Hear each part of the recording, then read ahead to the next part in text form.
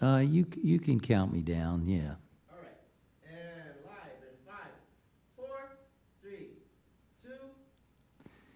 Today is International Women's Day, and I've been very fortunate to learn and to really meet a lot of women who I have a deep respect for. And I started respecting women early on. When I went to the Hebrew Academy of Tidewater, at the age of 10, I thought I was a pretty tough little kid. And then Sherry B beat me in arm wrestling. and then a few months later or so, she gave me a right cross. So I learned how to respect Sherry B. I was fortunate to go to school with some really smart women. I went to Hebrew Academy of Tidewater and then Norfolk Collegiate High School and saw how smart the girls were and also how athletic many of them were. I learned to really respect the equality of the girls and guys, that we were really equal. And I had a lot of exposure to some wonderful women over the years, particularly being a minister for over 30 years. I've met a lot of great women. My mom and my sisters are all wonderful women. So International Women's Day is a time to acknowledge women in history, in our own lives and in history, who have made a big difference. I just watched a series on the Civil War, and what a brutal war it was. 620,000 people were killed, and it was a terrible war. And one of the lines that really stood out to me was a lady during that time. She said, amidst the bestiality of war, women stood out as angels in this war. They were doing so much good. The light of the love that they were showing, setting up hospitals, taking care of these troops who had lost arms and legs and hands, and it was just a mess. And they were sewing outfits for the soldiers. They were creating shoes and taking incredible risks with their lives to be out there. And some women were continuing the farm while their men were out fighting. Some of those women were spies. We've seen women do incredibly courageous, loving, compassionate things throughout history. And in this celebration of International Women's Day, not only celebrate women in history, but I'd like to acknowledge that there's a divine feminine inside of all of us, that we have feminine qualities that abide in all of us, and that the world we live in today, where there's so much mistrust, there's so much conflict, there's wars, there's so much hostility, that discovering and expressing the divine feminine qualities inside of us are needed more than ever, not only for our personal healing, not only for our own spiritual growth, but for the world that we live in. So I want to talk about some of the qualities, the divine qualities inside of us: love, loyalty, integrity. Those qualities are key in our lives. One, love is a quality that we all have. I've talked about love being divine energy inside of us, that God is love, that love is expressing as us, that our deepest yearning is to connect with that love that's inside of us. And that's really what we want. We want to receive that love, and that we're all worthy of it. The scripture says, I've loved you with an everlasting love. We're all worthy to receive that love. And then how do you express it in relationships? Because sometimes we don't feel that love in a relationship. You're with someone for a while, things happen, and sometimes people lose that spark. And I just want to say that one of the qualities of love is that it's a choice. that sometimes you need to take on loving behaviors even when you don't feel it. Shakespeare said, assume a virtue if you have it not. A counselor was meeting with a husband, and the husband said to him, I really don't love my wife anymore. And he said to him, well, then you need to love your wife. And he said, I don't think you understand. I don't love my wife. I don't feel love. And he said, well, then you need to love her. He was trying to impress the man in saying, if you don't feel love, take loving action. Do the things that are loving for your wife. And that spark will be reignited inside of you. St. Paul said, stir up the gift of God that is within you. Sometimes we need to decide what is the right thing to do. How do I want to be? And then take the action. Do loving things. Another quality that is a divine feminine quality is the quality of loyalty. Loyalty. Yogananda, the great sage, said, loyalty is the first law of God. That's how important the quality of loyalty is. And another quality is respect. Respect. I'm going to talk about the need for respect. Respect is something I believe that we earn in relationships. I really do. I mean, God always loves us. God's love is always available. But in relationships, you've got to earn respect. And I believe you earn love too. You earn it by sowing it, and you earn another person's respect by being respectful and being respectable. And then integrity. Integrity is that quality where you do what you're going to say you're going to do. You behave in ways that are congruent with your values of what you have said is important to you.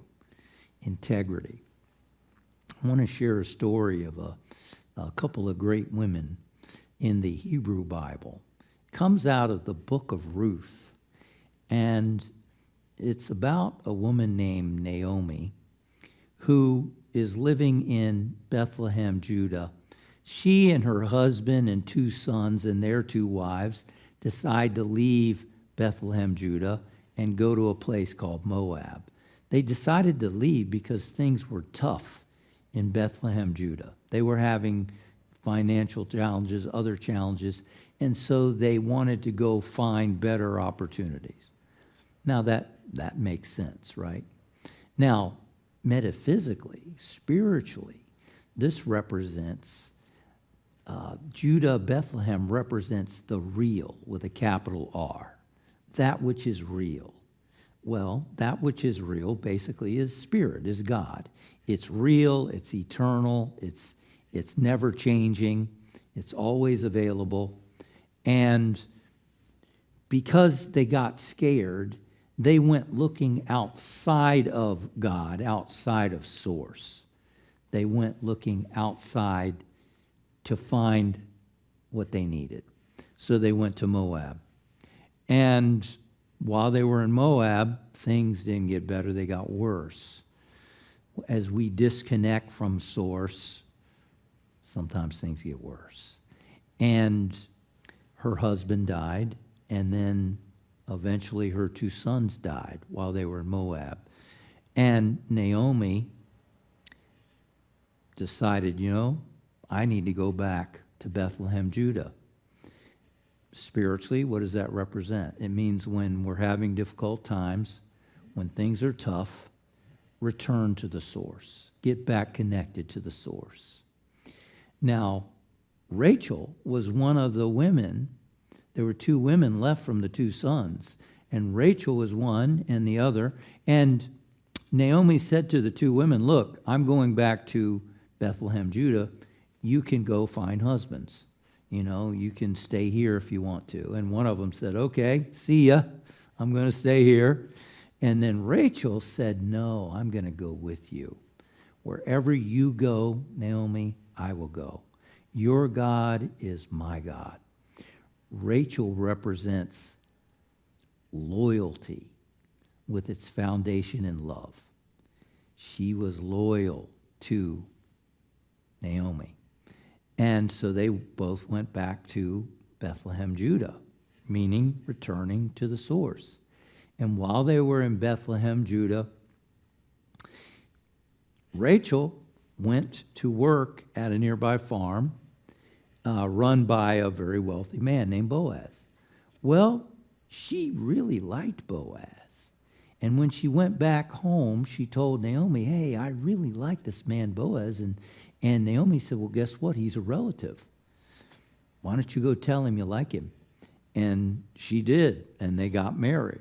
And as a result, she prospered, and so did Naomi, because they shared that wealth. And so what does that mean? It means when you feel disconnected, when things are tough, the tendency is to go looking in the outer, and instead, when you return to the source and get reconnected, you go loyal to the source, then things start to line up. Things start to work out. And loyalty is a very important quality in life and in relationships, being loyal to the people we love. Are we critical of friends and family and loved ones when they're not around us? That's disloyal, isn't it? Gossip. Gossip is talking negatively about other people because it's a habit, because it's fun, because there's some kind of pleasure in it, because it makes people feel better. It's been said some people chop others' heads off to make themselves feel taller. That's basically what gossip does. Well, if we talk about loved ones when they're not present, we're being disloyal, aren't we? So it's important that if we have negative things going on with a loved one, that we go and talk to that person directly. So many people are unhappy in their relationship, and instead of having a direct conversation, they just talk about it with everyone else. Why not go to the person directly and have that conversation? I wonder how many affairs could be avoided by having conversations about what you need or what the challenges are in the relationship. Instead of actually having the courage and trying to have that conversation, they end up going off with somebody else. Loyalty is so important. Another idea around loyalty is being loyal to those who aren't present. If you've ever been in a conversation, I'm sure we all have, where people start talking negatively about another person, and maybe that person is someone you actually are fond of, someone you really like, well, that's a time to where it's important to say something positive about that person. Interject. Be loyal to that person. When they're not present, they can't defend themselves. And if you really believe in that person and you have positive things to say about that person, loyalty is saying something on their behalf when they can't say it for themselves. Otherwise, our silence can be interpreted as agreement of what the negativity that's being shared. So love is a choice, and being loyal, having integrity. Integrity is making our behavior match what we say we believe, right? Walking the walk, walking the talk is so important. And it also means to do what we say we're going to do, keeping our commitments. And of course, we've got to start with ourselves. We've got to keep our commitments with ourselves. If we say we're going to do something for our own benefit, whether it's going for a walk, a certain time during the week, or working on a project, or whatever we make a commitment to ourselves, it's important to keep those commitments and to keep those with others. That's where we develop being trustworthy and developing trust in relationships with others also is integrity. Integrity comes from a word that means wholeness. It means being consistent, being whole. You do what you say you're going to do. You live the values that are important to you. And that's important in relationships, isn't it? Keeping commitments. And if we don't keep them, apologizing, sincerely making amends, and trying to do better next time, So loyalty, love, integrity, and also respect. I said respect is something that I believe we earn. Being the kind of person, striving, aspiring to be the kind of person we want to be. I think a lot of people really let their hair down too much sometimes when they get in a committed relationship. And, they behave in ways that are less than what they're capable of. They start to take the other person for granted.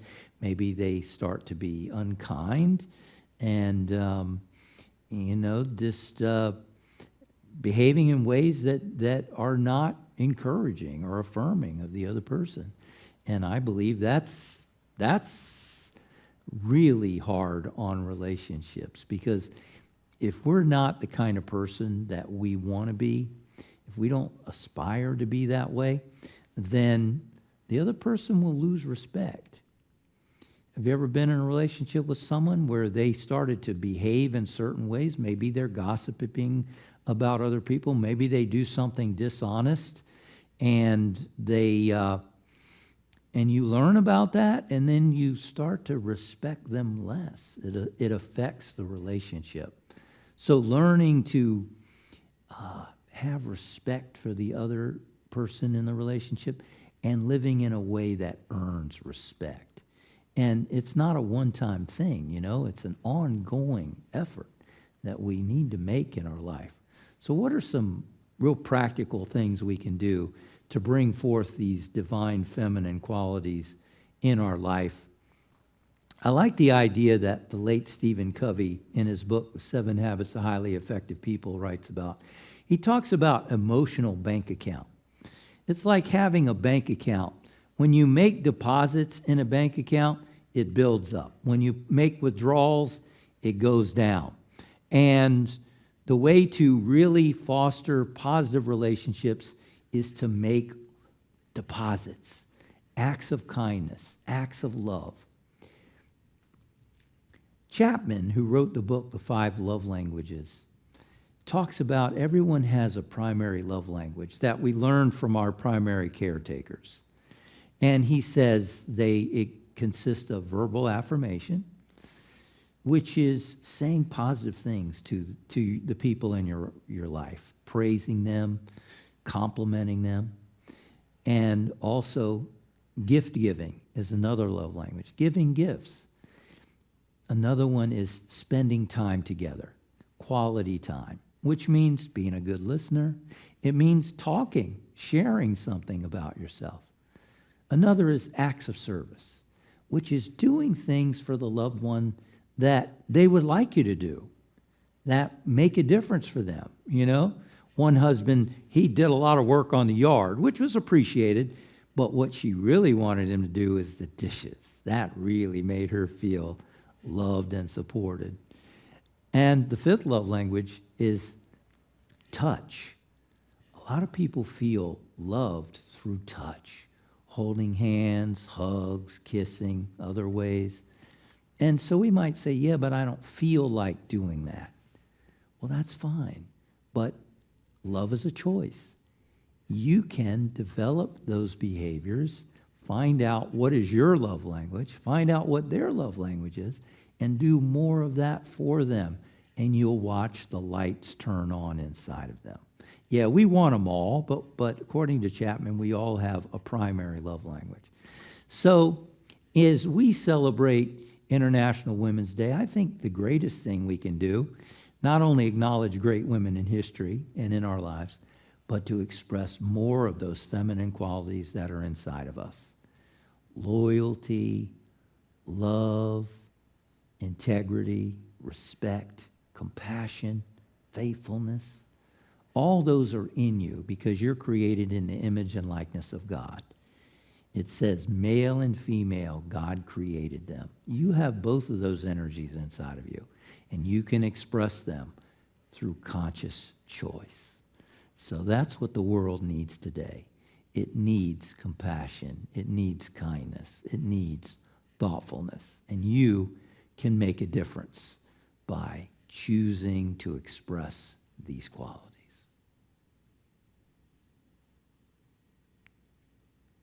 What time do you have on that, UJ? 1945. Whoa. I'm almost on the dot. Wow.